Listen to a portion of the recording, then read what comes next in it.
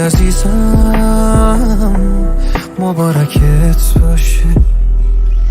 نمیبخشمت، چرا درد دل نکردی بام، نذاشتی ببینمت. من که علم غیب نداشت دلم تو رو بفهممت. نمیفهممت، نمیشناسمت. از همون شبی که منو تنهام گذاشتی با غمت، میرم ای سراغ گوشیم، دلم میخواد بگیرمت. نمیبخشمت. بیا غمو تو بذار، اومدی بارونو بیار.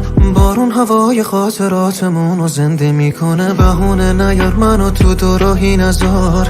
میشه کنار هم باشیم به جون چشمات، آسونه آسونه.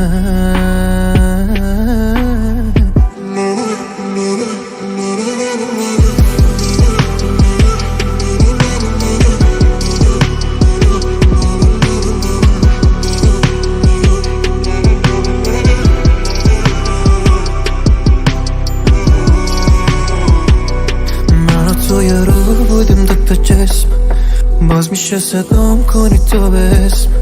یعنی میشه حرف بزنی بام، به هم بگی سلام، بگی دلتنگی. الان به هم فکر میکنی یا چی؟ بگو اگه حرفی داری بگی. هیچکی بگی باز داره گوشم، میمونی تو پیشم، منو میفهمی. نمیبخشمت، چرا درد و دل نکردی بام، نذاشتی ببینمت. من که علم غیب نداشت دلم تا تو رو بفهممت. نمیفهممت، نمیشناسمت. از همون شبی که منو تنهام گذاشتی با غمت، میرم ای سراغ گوشیم، دلم میخواد بگیرمت. نمیبخشمت.